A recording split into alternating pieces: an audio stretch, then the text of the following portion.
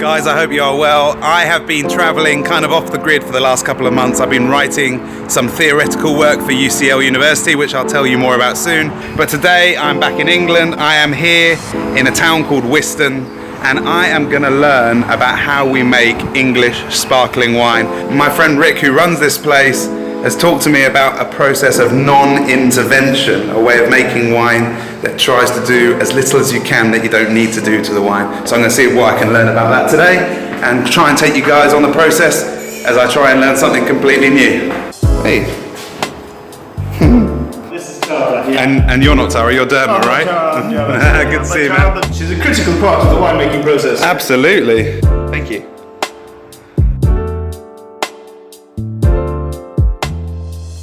That looks like Queenie. That is the Queen. Is that the Queen dropping? That indeed, that is the Queen. Dropping Wiston bombs on the Britannia. Absolutely. If we look up at the top photograph, there is the Queen, Her Majesty, and there is what appears to be a tiny little 187 milliliter bottle of Wiston sparkling wine. In fact, it's a Jeroboam. It's a 15 liter version of one of these. Oh, flipping heck. This is absolutely unique in the UK. This is a French champagne Coquard press. It's been the same design for nearly 200 years. Looks like a massive hot tub. It is just like a massive hot tub. We haven't converted it yet. There is only 4 outside of France. Wow. 2 in California. Yeah. There's 1 in Australia. Yeah. And the 4th is here. So we apply gentle pressure to the grape until it ruptures at the point where the little stem goes into each individual grape, the peduncle. That's the peduncle? That's what it's called. That is a great word. Grape juice is extremely delicate and vulnerable immediately after you press it. Okay. So it's best if we can avoid any mechanical action or pumping at that very, very early stage. What can happen to it? A loss of quality in that juice right at that very point that you're expressing it from the grapes. Oh my gosh. So the juice will actually come down from above. There we'll chill it and settle it to allow it to clarify naturally. We're not looking for any kind of flamboyant aromatics in the wine.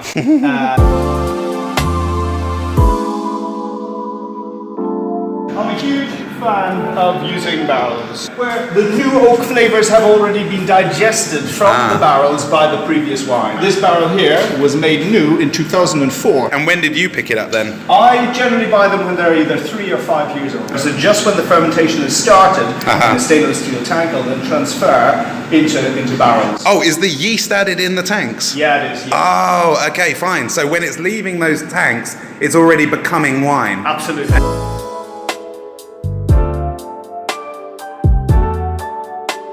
Probably the wine I'm most proud of ever making. Yeah? This is Wiston Estate Cuvée Brut 2010 vintage. What did you do that was different? What was the risk? Well, the first thing I did was I put it entirely 100% into old barrels. I chose which barrels I wanted to blend. Because I had Chardonnay in individual barrels, Pinot Noir and Pinot Meunier. So you're looking at that range of barrels and you're going, right, okay, I like a bit of that, but that will taste better if it's combined with a little bit of that, and then you blend it literally through tasting it. Absolutely. Brilliant. Yeah. Put together, we call it the assemblage. We assemble the wine. But as soon as it came out of the barrels, I bottled it. I didn't go through any other processes. Okay. This is really what minimal intervention winemaking is. Yeah. That is the residue from the yeast, which are then added at bottling. So each glass bottle becomes an individual fermentation vessel.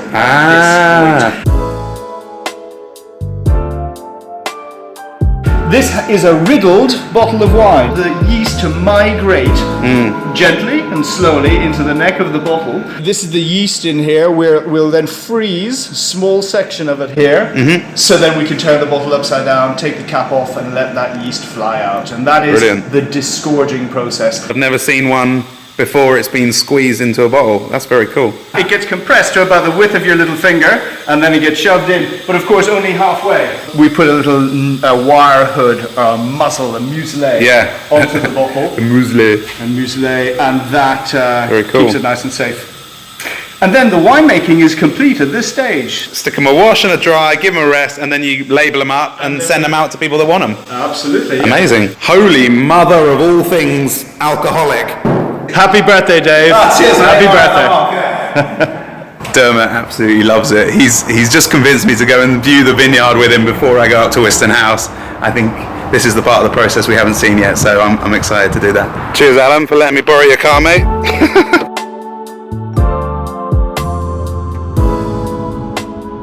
This is amazing.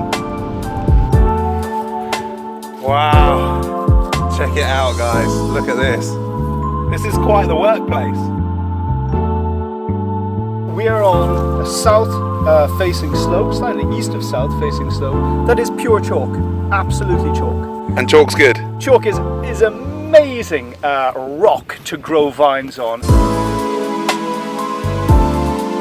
That's what most of the vineyard would have looked like about 2 months ago. There's virtually no juice in them whatsoever. We're 2 months from harvest. That's when they will fill up with juice. The acidity will decrease and the sugar will increase. Okay. So that really is the whole process now, from vineyard to winery. Now there's only one thing left, to go and drink it where it all started. Take care, mate. Yeah, see you next time. Cheers.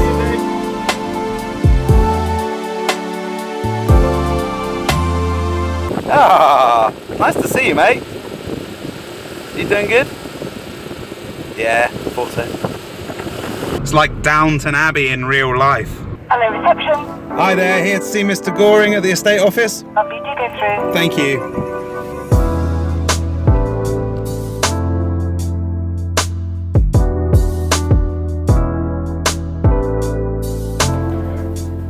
This is Mr. Goring.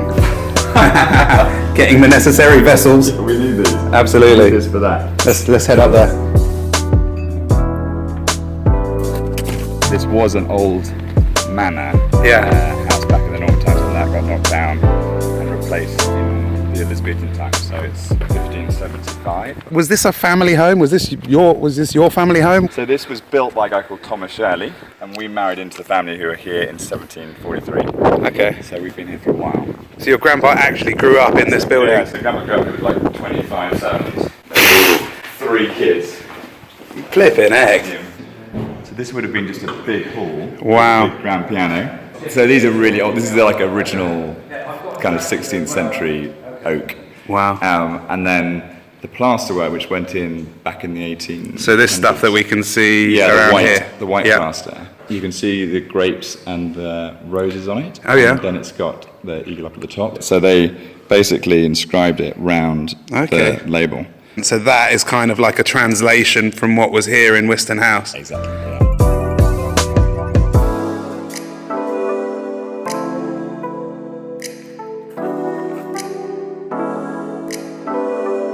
So yeah, here we go. Okay, this is it. I've been waiting for this moment. So this is the Cuvée 2010. Okay. You've heard about it a bit from Dermot. I have. That's nothing not bubbly about that. Beautiful. Cheers. Great to see you. This is my first glass of this, so